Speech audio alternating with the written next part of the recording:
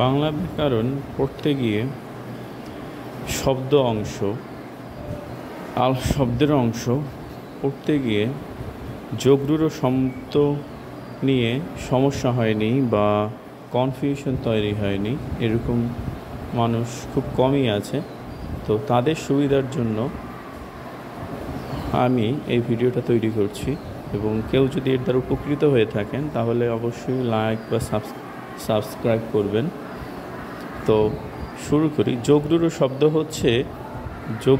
শব্দ হচ্ছে মূলত শব্দের একটা আলাদা প্রকার, এবং সেই শব্দটি গঠিত হয় সমাস সাধিত হয়ে, এবং মূল যে ব্যাপারটি শব্দ সম্পর্কে সেটি হচ্ছে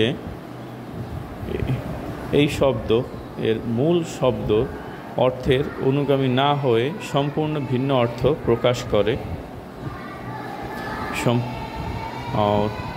তো এই জন্য এই শব্দ মনে রাখা খুবই কষ্ট, কিন্তু আমি এখানে এমন কৌশলে শব্দগুলো মনে রাখার পদ্ধতি শিখিয়ে দিব যে কেউ খুব সহজেই একবার বা দুইবার পরেই গল্পটি মনে রাখলেই এই শব্দগুলো মনে রাখতে পারবে।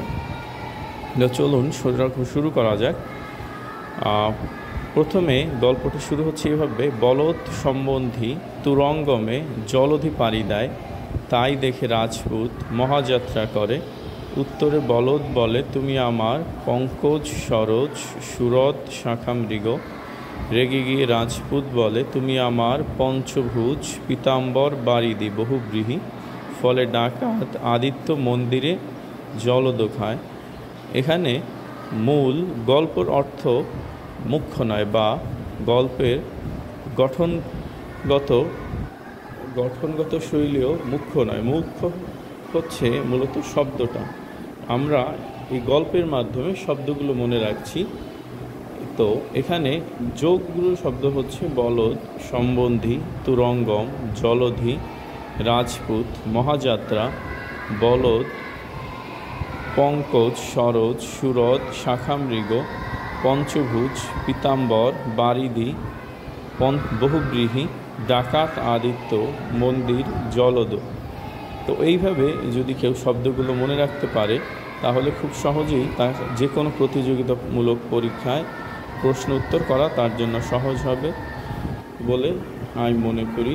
তো সবাইকে ধন্যবাদ, সবাই ভালো থাকবেন, এবং চ্যানেলটিতে সাবস্ক্রাইব করতে এবং ভিডিওটিতে লাইক দিতে ভুলবেন না। ধন্যবাদ সবাইকে।